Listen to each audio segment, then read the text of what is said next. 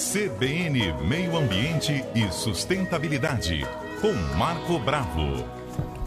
No Meio Ambiente desta quarta-feira, a gente continua na série especial sobre aqueles insetos, né? Que a gente tem que ter o controle dentro de casa. São insetos sociais, Marco? Isso. Marco Bravo está aqui para fazer uma defesa dos cupins. É verdade. Se é que tem defesa. Tem pontos positivos extremamente importantes na reciclagem da madeira, na aeração do solo. São cerca de 300 espécies que pertencem à mesma ordem das baratas. Aí, já perdeu a minha defesa agora ali, ó. Pois é, mas são super limpos, é um indivíduo muito organizado. Porque você tem as colônias, Fernanda, é diferente de sociedade. Quando você fala de relações ecológicas, que é uma aula muito interessante, na verdade deve ter trabalhado umas 2 a 3 aulas de 50 minutos. As relações ecológicas intraespecífica e interespecífica, né? Intra, dentro, quer dizer, indivíduos da mesma espécie. Intere, quer dizer, espécies diferentes. As palavras são parecidas, mas é interessante você, quando está dando essa aula, falar, enfatizar isso com os alunos. E você tem as colônias e a sociedade. Olha a diferença. Colônia, as atividades são muito simples, são pequenas ações, né? Eu até falo de colônia de pescador, você tem pequenas tarefas. Aí a colônia quer se transformar em sociedade, a colônia de pescador. Aí já tem uma fábrica de gelo, já tem uma fábrica de rede. Já tem uma peixaria. Né? Já tem uma peixaria, já agrega valor, já tem lá a construção dos barcos, você tem cursos, né, que podem oferecer tanto de pescado, de alimentação, também de manejo dos barcos, né? Quer dizer, aí já virou sociedade, aí já não é colônia mais. Colônia era quando aquela simplicidade, estou remendando uma rede. Então eu dou esse exemplo para mostrar que as colônias são pequenas tarefas. Por exemplo, a água viva, elas têm uma ação de proteção uma da outra, mas não tem uma função especializada.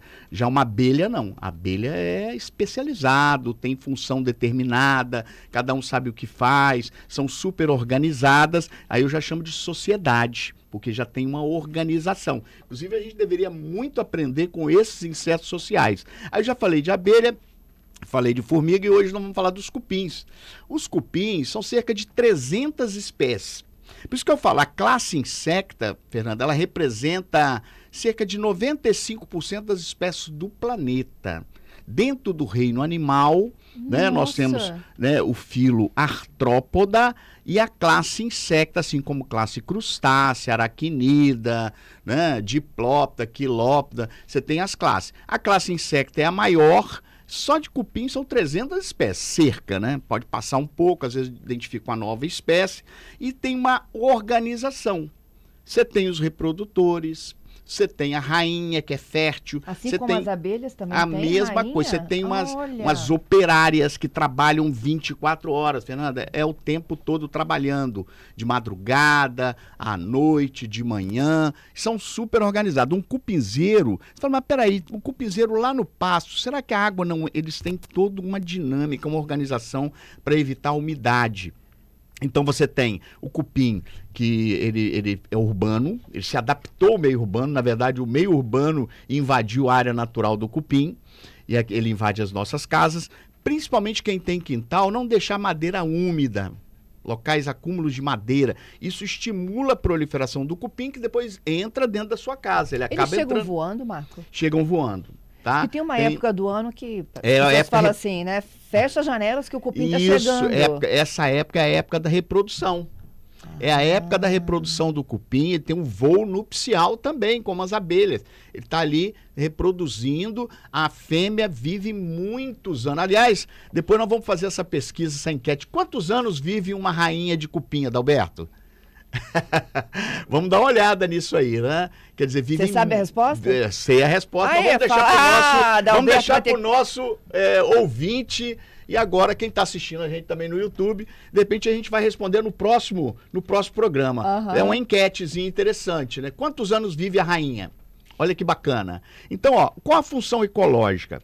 Aera o solo, leva a matéria orgânica para o interior do solo, quer dizer, vai adubar o solo precisa de respirar, assim como as plantas. A respiração do solo ela é importante porque facilita a drenagem da água, facilita também a expansão das raízes. As raízes respiram pelas células epidérmicas. Então, se o solo estiver muito compactado, as plantas também sofrem por deficiência de oxigênio, de entrada de oxigênio através das células epidérmicas, porque as raízes também respiram. Melhora a drenagem, melhora a irrigação das plantas e produz matéria orgânica. Aí os pontos negativos, quando ela entra dentro da nossa casa, ela causa um estrago econômico, financeiro, mas eles já estavam ali. Nós é que invadimos o ambiente natural. Olha, a visão ambiental é um pouco... A gente tem que se colocar no lugar do outro, né? Pouco dia me perguntaram assim, o Japão não tem lixeira, mas por que tem que ter lixeira no Japão?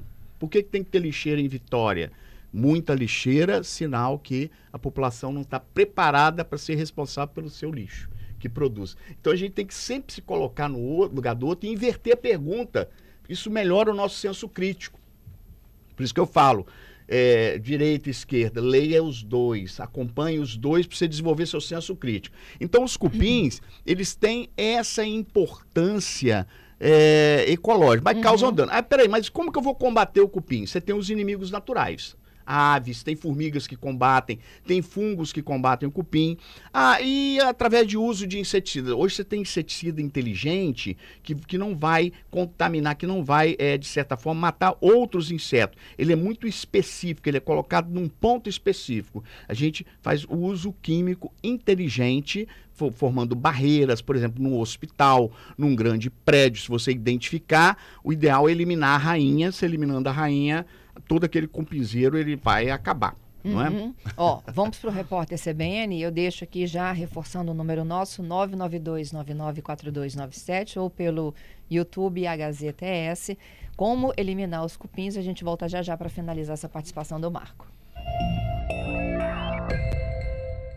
10h05, quarta-feira, dia de meio ambiente. Marco Bravo aqui no estúdio. Você consegue assistir a gente também pelo YouTube, tá? A Gazeta ES. Marco Bravo falando sobre insetos sociais. Hoje é a vez do cupim. Fez uma defesa enorme aqui de que o cupim precisa de continuar existindo na natureza, né? Claro. Ele é o controlador, ele traz o quê? Ele, de certa forma, decompõe matéria orgânica, ele aera o solo, ele melhora a drenagem, melhora a expansão Ele vai fazendo a reciclagem da matéria, é muito importante. Mas quando ele entra na nossa casa e a gente não age rapidamente, ele provoca um prejuízo econômico, dá até para entregar a chave da casa para ele, né? Tem perguntas aqui para você, Vamos começar com o Franco? Olá, CBN.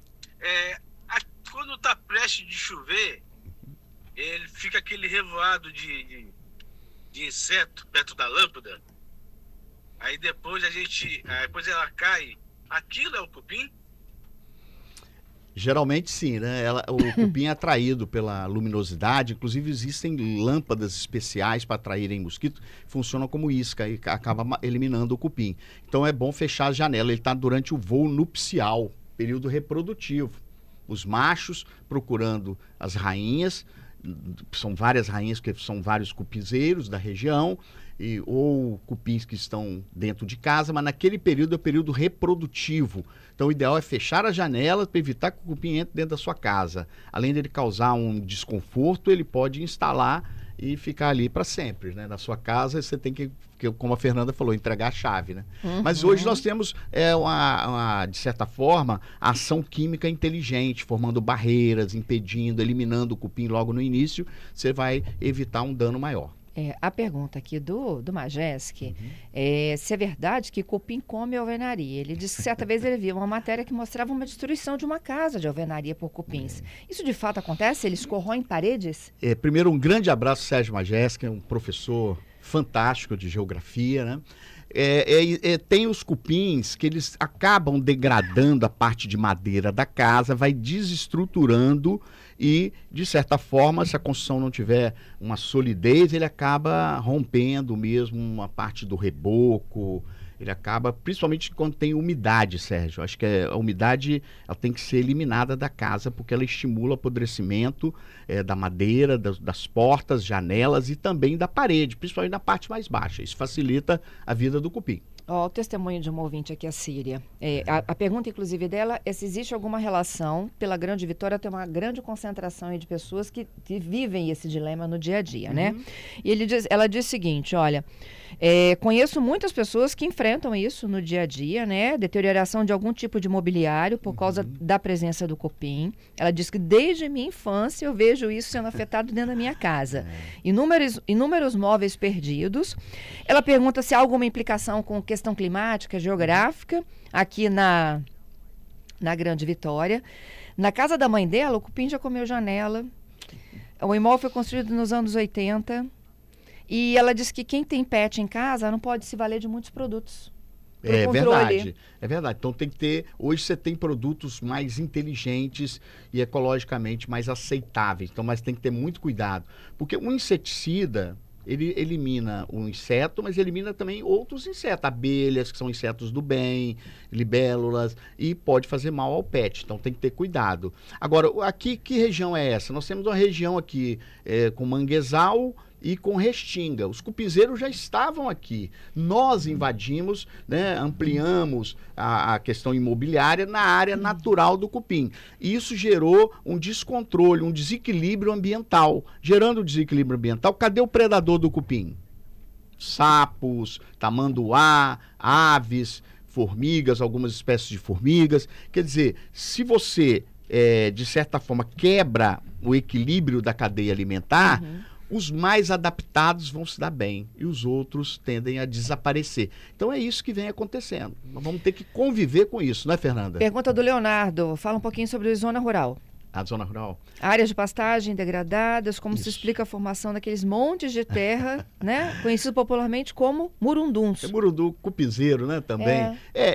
O cupinzeiro geralmente é sinal de área degradada, que não tem floresta por perto. Se você plantar uma matinha, principalmente nas áreas de nascentes, você vai também cultivar o inimigo natural, você vai estimular o inimigo natural do cupim. Você pode ver que aquelas pastagens prolongadas, onde não tem árvore, podem aparecer cupinzeiros, porque não tem um equilíbrio, desequilibrou a cadeia. Então não é todo lugar que tem cupinzeiro. Fala, mas por que aqui tem, lá não tem? Geralmente, na outra região onde não tem, você tem mata, você tem um equilíbrio ambiental mais razoável, onde tem o predador do cupim. Onde tem cupinzeiro demais, tem árvore de menos.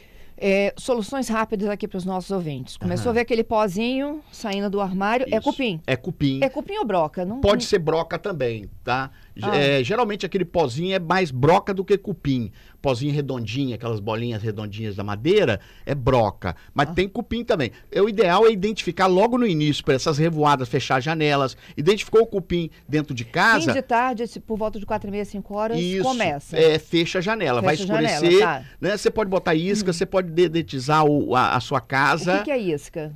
A isca são lâmpadas que atraem o cupim e acabam matando o cupim. Então isso funciona como uma isca. Vende como isca? Vende. Isca para matar cupim? Tem para inseto em geral, para mosquitos, para cupim. O cupim já é atraído pela luz, né? Como o nosso ouvinte falou agora há pouco. Então você tem algumas estratégias, chama armadilhas. Você cria aquela armadilha e mata. Então, para quem tem pet, essa lâmpada pode ser uma boa, não? Pode ser uma boa. E dedetizar, porque muita gente chama detetizar. Tá errado, é dedetizar, porque vem do DDT, que é um organoclorado que foi usado aí, hoje nem pode mais ser utilizado, é proibido. Então, a palavra certa é dedetizar. Então, é importante identificar logo no início, retire os pets de casa, dedetiza a casa. Com que frequência a gente faz isso? De 2 em 2 anos. Okay. Depende da frequência da presença do cupim. Uma área muito infestada, você vai ter que fazer uma vez por ano. Porque a dedetização não inclui geralmente o cupim. Ela é mais cara, inclusive, é mais cara, quando tem cupim. Hoje formiga, barata. Descupinização, que eles falam. É mais cara. O cupim, ele usa uma enzima, ele tem uma mandíbula potente, ele usa uma enzima para digerir a madeira. Ele vai amolecendo a madeira e triturando. Você sabe que o cupim, ele não digere a madeira, que a madeira tem celulose. Ele tem protozoários que vivem no seu intestino que libera a enzima chamada celulase. Então, É uma relação ecológica chamada mutualismo. Olha que interessante. Se eu tirar o protozoário de dentro do cupim, morre o cupim e morre o protozoário. tem marceneiro que diz que tem certas madeiras que o cupim não come. É verdade isso? Tem ou madeiras que têm odores fortes ou madeiras que têm, são muito duras. Isso dificulta, mas ele vai tentar. Geralmente o odor mais forte, se você pegar aí pau-d'alho, essas madeiras que têm um cheiro forte, isso de certa forma afugenta, porque esses insetos são muito olfativos. Mas essa relação do protozoário com o cupim é importante nosso ouvinte saber. Cupim não digere madeira, cupim ingere. Tritura e ingere. Quem ajuda a digerir é o protozoário que mora dentro do intestino e do estômago do cupim, que libera a enzima chamada celulase. É uma relação ecológica chamada mutualismo. Isso, o Álvaro contando um pouco da história do pai carpinteiro, né? E tinha uma lua lá, que ele não consegue se lembrar aqui, mas que tinha que tirar a madeira naquela lua para fazer os caibros, né? Os Sim. caibros que sustentam, né? As telhas, os telhados. Aí ele tirava numa lua, numa época que nunca o cupim comia. E ele achava que tinha uma relação com a lua. Eu acho que esse conhecimento popular ele é muito bacana. É devido a tentativa, erro. Ao longo das décadas, ao longo dos séculos, as pessoas foram aprendendo a conviver com a natureza. Aí depois que a gente foi para o meio urbano, a gente perdeu um pouco isso, né, Fernanda? Verdade. Perdemos essa relação de observar a natureza, de aprender com a maior enciclopédia do planeta, que é a natureza. E o Mário, fechando aqui pra gente se divertir um pouco, cupim é sócio do marceneiro, só não contaram pra gente isso até agora. Tem isso também, né? Não é? É uma parceria, né? Marceneiro e cupim. Ô, É Marco, igual borracheiro e prego, né? não é? Obrigada, Marco. Até quarta que vem. Eu que agradeço. Um grande abraço a todos os nossos ouvintes e todos que nos estão assistindo pelo YouTube. É isso aí, gente. Olha, estamos aqui ao vivo pelo YouTube, a Gazeta ES, estamos pelo site, pelo aplicativo, pelo Dial. Tem tanta coisa acontecendo aqui em tempo real. Isso é para a gente estar sempre muito pertinho de você em todos os momentos da sua vida.